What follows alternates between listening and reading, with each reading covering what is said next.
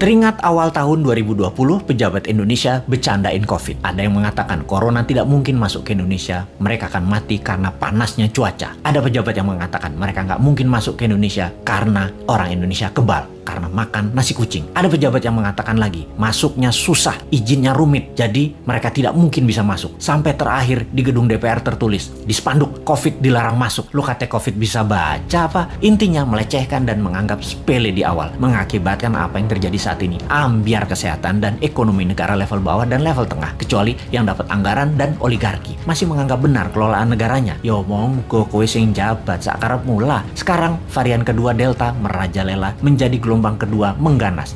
Mulai disalahkan rakyatnya nggak kuat sama PPKM. PPKM aja mengeluh, apalagi di lockdown. Nah kok ngene sih sampean bernegaranya Cak, kok nuduh rakyat? Bentar, jangan-jangan kalau di lockdown 100% dengan darurat militer plus dikasih cuan selama 14 hari langsung reda COVID-nya ketimbang di PPKM kan, dimana 80% manusia masih pada ngider bingung sih tepatnya. COVID jadi tetap merajalela karena ikut bergerak juga mengikuti cangkangnya. Sudahlah, pokoknya nggak ada lockdown, adanya PSBB, lalu PPKM, lalu nanti muncul singkatan baru dan apalagi strateginya, ya terserah. Lalu sibuk vaksin sana sini, tahu-tahu ada strain mutasi baru, Lambda, jreng, kaget lagi. Dimana Lambda ini katanya anti vaksin, kebal vaksin. Apa sih sebenarnya yang terjadi? Vaksin sama virus kok pinter-pinteran begini, sakti-saktian, punya jurus di atas jurus. Karena bernegaranya punya gaya sendiri, nggak mau denger ilmu selain ilmu orang di sekitar istana, maka ya nggak apa-apa kita nggak dianggap. Walaupun kita selalu memberi solusi melalui sosmed, kita ingatkan versi lain. Pernah kita berikan solusi pakai gelang hijau, fokus di daerah hijau, dan pakai darurat militer, nggak digubris. Memang sih sudah pasti ide kita dilepeh. Yowis, rapopo. Kalau buat simulasi alternatif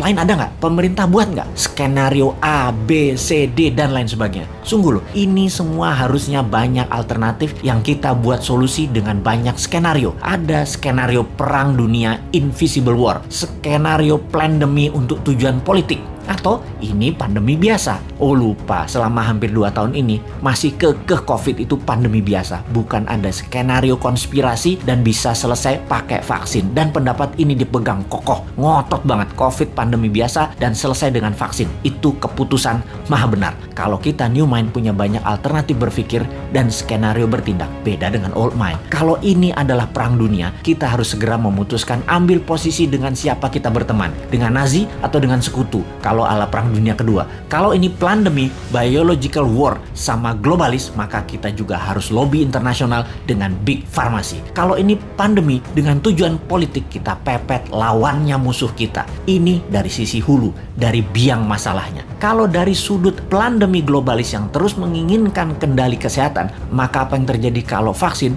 sudah 100% populasi di Indonesia, ternyata pandemi COVID tidak hilang juga. Beli vaksin lagi. Lama hal ini sudah kita pertanyakan, namun pejabat bilang tidak mungkin, pasti hilang dengan vaksin. Iya paham, kalau tidak selesai ya nggak dijawab. Lalu yang dia bilang adalah lo ngeyel sih. Oke, kalau New Mind bagaimana? Punya skenario lah kalau New Mind. Skenario kalau COVID tidak bisa selesai oleh vaksin. Cara berhitungnya sederhana. Kalau terpapar 20.000 per hari, maka sebulan 600.000, setahun 7 jutaan. Saat ini 3,5 jutaan, alias total sampai akhir tahun 2022 bisa mencapai 15 jutaan. Dan ini baru memapar 5-10% populasi. Dimana kalau ternyata vaksin tidak menyelesaikan penyebaran COVID, maka 7 tahun COVID baru hilang dari bumi Nusantara. Karena untuk herd imunitas harus 70% tercapai.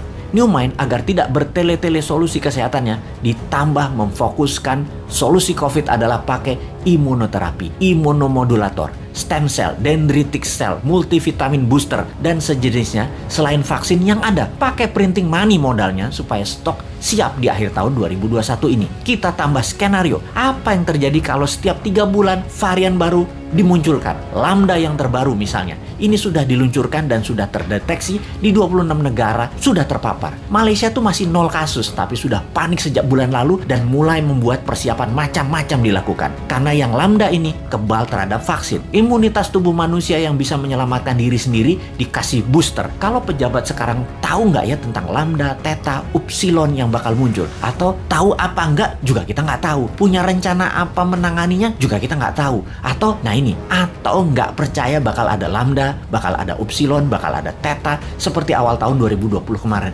Ya monggo. Jadi kalau vaksin tidak menyelesaikan masalah ditambah varian baru yang lebih kuat muncul, mau PPKM karet berapa lagi? Karet 4 seperti sekarang aja jebol. Kalau karet 10 pedes banget ya. Masih belum nyadar juga ya bahwa solusi selama 2 tahun ini belum terlalu tepat. Setidak tepat selalu berhutangnya untuk hal yang tidak produktif di dalam bernegara. Ayolah melobi globalis. Bisa kan ngerti? Cuma nanya, jangan marah dong bos. Aku ya ora paham. Cuman kasihan rakyat aja.